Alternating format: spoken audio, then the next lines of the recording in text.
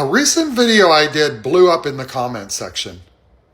In it, I saw the same comment over and over and over again.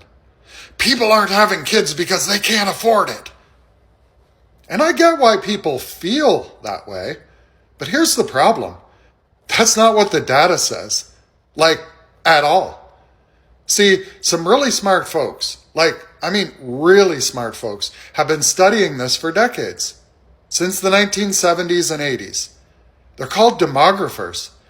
And yeah, they can tell you the facts. But let's step back for just a hot minute before we dive into that. Because I'm not going to sit here and say that life isn't expensive right now. It is. Housing's expensive. Groceries are expensive. Everything feels expensive. And those of you who follow me regularly know that I'm not a fan of unregulated capitalism. And I'm the biggest vocal advocate for a robust social safety net. But if affordability was the main reason people stopped having kids, then history would look very different. Let me explain. During the Great Depression, a time of mass unemployment, extreme poverty, no safety nets, and no universal health care, people were still having kids. Twice as many as we have today.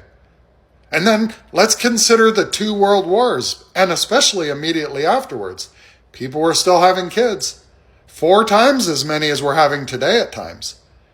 And right after World War II, when inflation spiked as high as 20%, that's when we got the baby boom. Yeah, 80 to 100 million babies born in North America.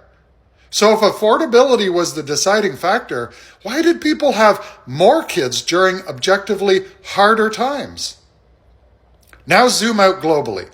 The countries with the highest birth rates today are not the richest.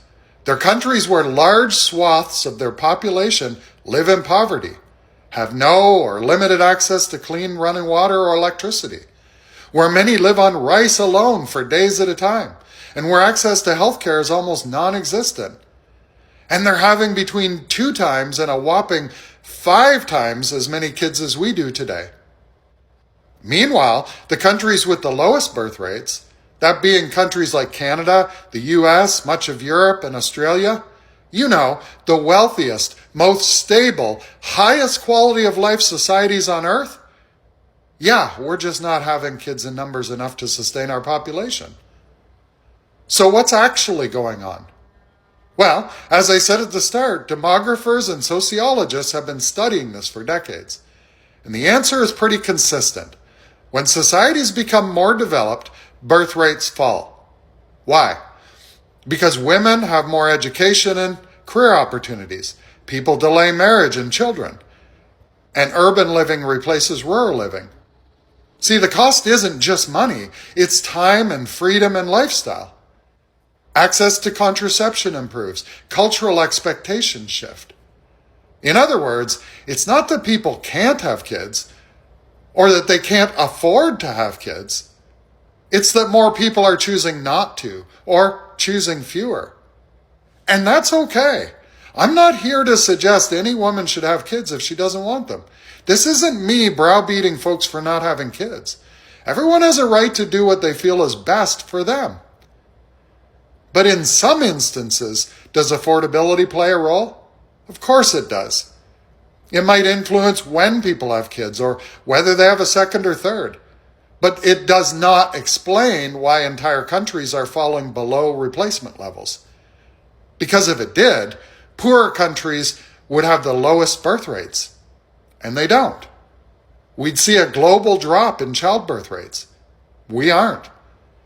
So when we say people just can't afford kids anymore, what we're really doing is simplifying a much bigger shift. A shift in how we live, what we value, and how modern societies function. This isn't just an economic issue. It's a societal transformation. And if we don't understand that, we're going to keep blaming the wrong thing and missing the real problem entirely. And that's exactly why immigration is so vital to our future. But, as usual, there's too many people with access to the internet that are basing their entire outlook on feels and not facts. Peace out. And if you're not already following me, you should. It's going to be a ride.